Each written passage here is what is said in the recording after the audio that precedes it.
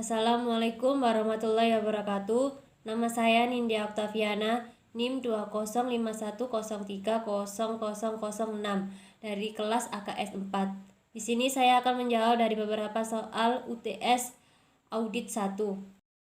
Soal yang pertama yaitu jelaskan apa yang dimaksud dengan risiko bawaan, risiko pengendalian, dan risiko deteksi. Gambarlah hubungan di antara risiko-risiko tersebut. Risiko bawaan, inherent risk, adalah kerentanan dari saldo akun atau kelompok transaksi terhadap salah saji yang dapat bersifat material dengan asumsi bahwa tidak ada yang terkait dengan pengendalian internal, baik untuk masing-masing salah saji maupun ketika salah saji tersebut digabungkan dengan salah saji di saldo akun atau kelompok transaksi lainnya. Risiko ini melekat dan sudah ada sebelum audit dilakukan. Risiko pengendalian atau control risk adalah risiko yang mana salah saji dapat terjadi di dalam saldo akun atau kelompok transaksi dan dapat bersifat material, baik untuk masing-masing salah saji maupun ketika salah saji digabungkan dengan salah saji di saldo akun atau kelompok transaksi lainnya, yang tidak dapat dicegah atau dideteksi dan dikoreksi secara tepat waktu menggunakan sistem akuntansi dan sistem pengendalian internal. Risiko deteksi, detection risk, adalah risiko yang mana prosedur-prosedur substantif yang dilakukan auditor tidak akan mendeteksi salah saji yang ada di dalam saldo akun atau kelompok transaksi dan dapat bersifat material baik untuk masing-masing salah saji maupun ketika salah saji tersebut digabungkan dengan salah saji di saldo akun atau kelompok transaksi lainnya. Hubungan risiko bawaan, risiko pengendalian, dan risiko deteksi. Untuk mengurangi risiko audit pada tingkat rendah yang dapat diterima, dibutuhkan risiko deteksi yang dapat diterima cukup rendah saat risiko bawaan dan pengendalian cukup tinggi. Sebagai contoh, jika struktur pengendalian internal efektif dalam mencegah atau mendeteksi adanya sejumlah kesalahan, misalnya risiko pengendaliannya rendah, maka auditor dapat melakukan pengujian substantif yang sedikit efektif, risiko detektifnya tinggi.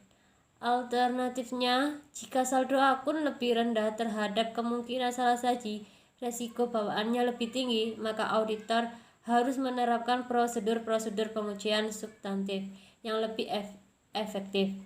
Risiko detektif lebih rendah.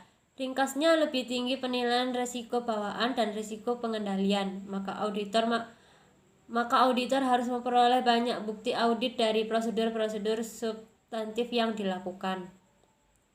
Terdapat hubungan terbalik di antara risiko detektif dan gabungan dari risiko bawaan dan risiko pengendalian. Misalnya risiko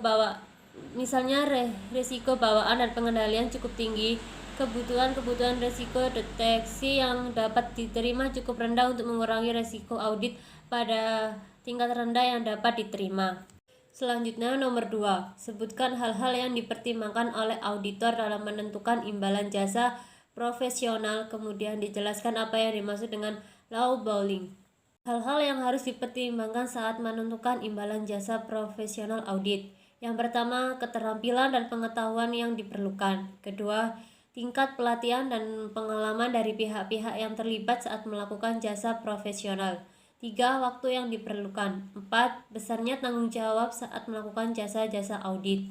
Lowballing adalah auditor menetapkan audit fee, harga auditor, yang lebih rendah ketika klien pertama kali mendaftar yang bertujuan untuk mendapatkan klien yang lebih banyak.